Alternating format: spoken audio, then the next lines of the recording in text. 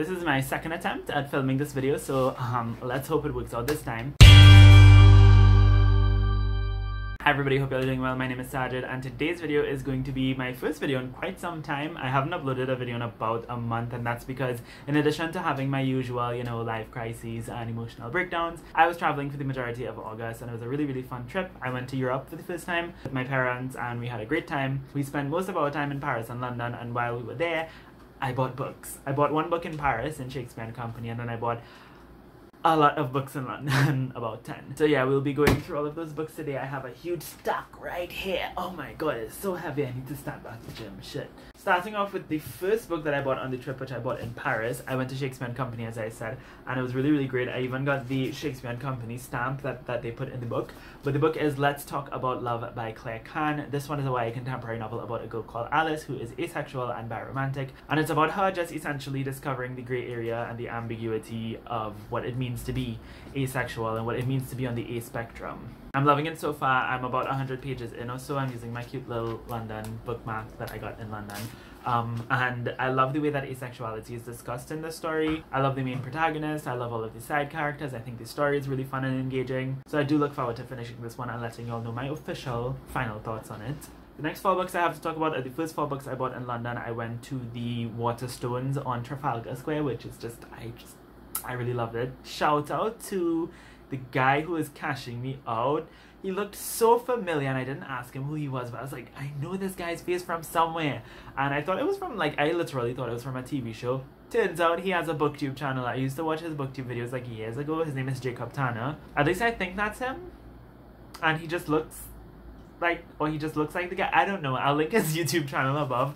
But I'm like 95% certain that the guy who was cashing me out in Waterstones was this guy, but he no longer makes videos. Like, his last video was from 2 years ago, so go check out his channel, tell him to start back making videos, and tell him that I found him in Waterstones. I hope it's him, because then that would just be really awkward. First book that I bought in Waterstones was The Opposite of Always by Justin A. Reynolds. This is one that I've been hearing a lot about ever since it first came out. It's about a boy called Jack who ends up falling in love with this girl called Kate, and then Kate dies, and then Jack ends up going back in time over and over in the same time period where she dies, and every time he goes back in time, he tries to save her. Sounds pretty interesting, almost on the edge of being a little bit fabulous or whatever. I love time travel. It gives me so much anxiety but so much excitement at the same time. Prisoner of Azkaban is my favorite Harry Potter book, so hopefully I enjoy this one as much as other people have enjoyed it. But since I just mentioned Harry Potter, I want to show you something. I went to Primark, which is a store in London, and I got this.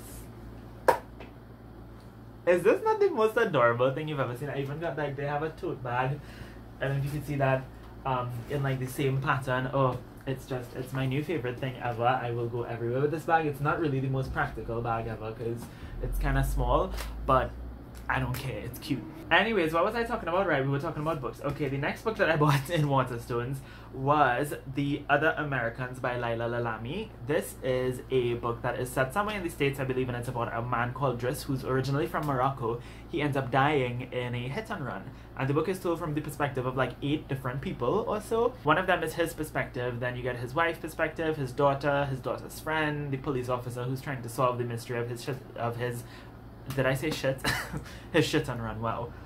Yeah, of his hit and run. You're following the police officer, and you're also following the perspective of a person who witnessed what happened but is afraid to come out and tell the police because he is undocumented, and he is afraid that he'd get deported if he tries to come forward and say what happened. It sounds like it's going to be a really interesting book. It sounds like it touches on a lot of different things. I've heard excellent things about it, so hopefully I enjoy it as much as people who have said excellent things about it. The next fiction book I bought there was Patsy by Nicole Dennis Benn. Nicole Dennis Benn is the author of Here Comes the Sun, which is one of my favorite books. I read it earlier this year. It was really good. It was also very sad, and this one sounds like it's going to be kind of along the same lines.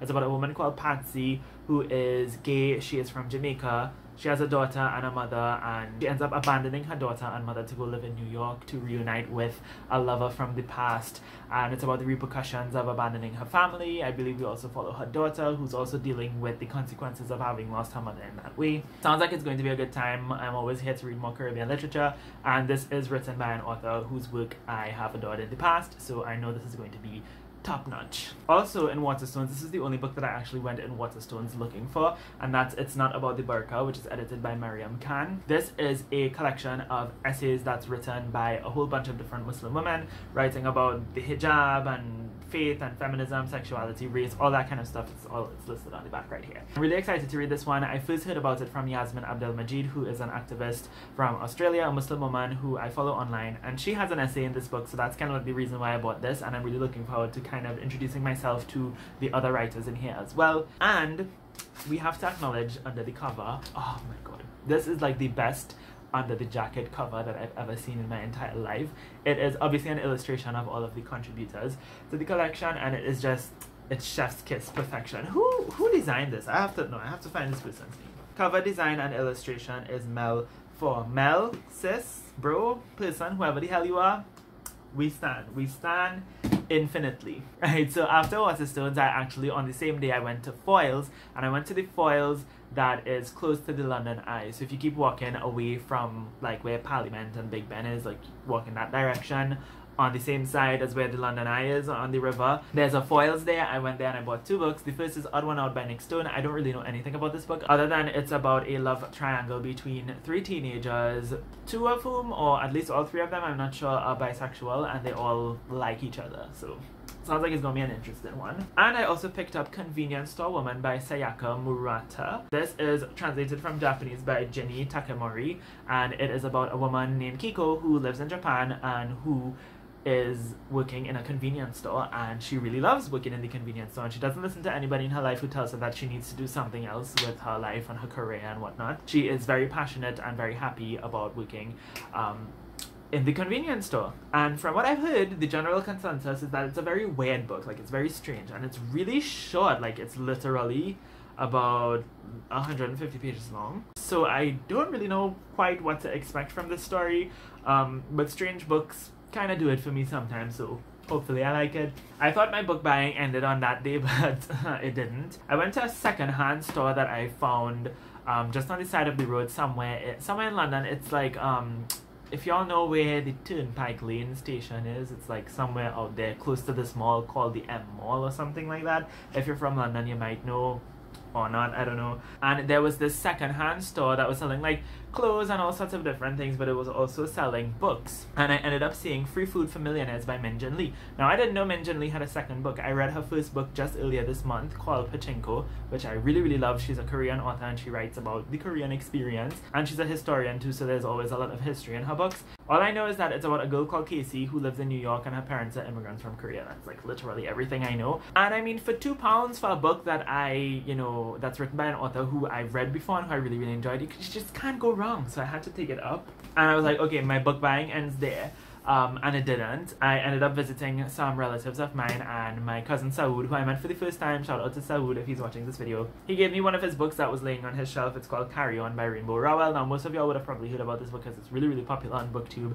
It's basically a queer retelling of Harry Potter, where the Harry Potter adjacent character falls in love with the Malfoy adjacent character. I've heard it's a pretty decent book. I'm not the hugest fan of fantasy, but I do love Harry Potter, so hopefully it lives up to that. Well, I mean, I don't think anybody could live up to Harry Potter, but you know what I mean. So that was my last day in London, and I thought that my book buying ended there.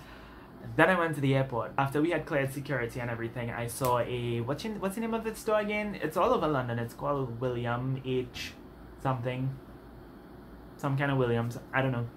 But I went in there and I ended up picking up 2 more books. The first is The Color Purple by Alice Walker. This is a really, really famous book. I don't know what it's about, but I do know that Alice Walker is a very profound and prolific author. I've read work from her in the past because I'm doing my master's in gender studies and we have to read her work sometimes. So when I saw this there, I just had to pick it up because I know that it's Alice Walker. It's going to be amazing. I'm going to enjoy it. And then when I was cashing up by the cashier, or the till, as they say in London, I ended up seeing Queenie by Candace Carty Williams, and I decided to pick it up too. All I know about this one is that it's set in London and it's about a girl called Queenie, and it's about race and family and life and love, and you'll be nodding in recognition, crying in solidarity, and rooting for an unforgettable character. I really don't know what it's about. Like, everything about this book on the description, it's kind of vague, but it seems like it's going to be a mixed bag of different things, and a lot of people have been raving about how good this book is, and I kind of just get this feeling that I'm really, really going to love this book more than I expect to love it, which is kind of a contradiction because that means that I expect to love it.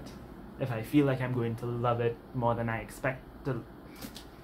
So that's all of the books that I bought while I was on my trip. In the comments down below, I'd love to know any of your thoughts on any of these books if you've read them. Thank you all absolutely so much for watching this video. I hope you have a lovely, lovely day, and until next time, inshallah, keep reading.